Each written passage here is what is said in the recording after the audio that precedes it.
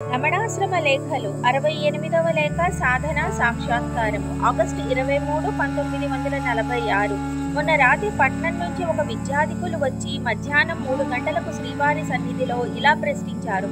భగవాన్ ఎప్పుడైనా సాధన చేసిన కాలం ఉందా అని. సాధన దేనికి? సాధన ఏమున్నది సాధన చేయడానికి? ఇలా కూర్చోవటమే సాధన. ఎప్పుడు ఇలాగే కూర్చుండేవాణ్ణి, అప్పుడు కళ్ళు మూసుకునేవాణ్ణి, ఇప్పుడు తెరుస్తున్నాను, అంతే భేదం. ఇప్పుడున్నదే అప్పుడు ఉంది, అప్పుడున్నదే ఇప్పుడు ఉంది. నేను తప్ప వేరొకటి ఉంటే కదా సాధన అని అన్నారు భగవాన్.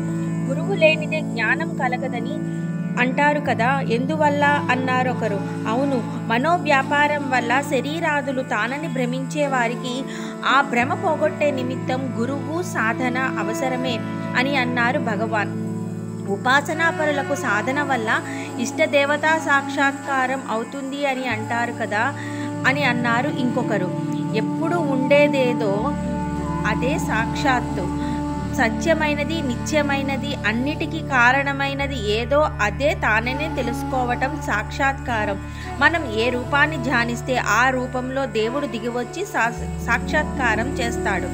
ఎప్పుడూ ఉండే తన్ను విడిచి ఈ క్షణిక దృశ్యాన్ని ఎంతో ప్రయత్నం చేసేది, వరాలు పొందేది, ఇంకా ఇలాగే మనోవ్యాపారం పెంచుకునేది ఎందుకు? ఇదంతా పలక్కుండా తానున్నట్లు ఉంటే ఏ బాధ లేదు అన్నారు భగవాన్.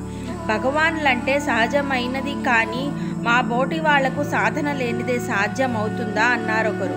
అవును, సాధన అవసరమే. అయితే దేనికి సాధన? తానుగా నిలుచుటకు అడ్డు వచ్చే శరీరాది భ్రాంతులను పోగొట్టే నిమిత్తమే సాధన.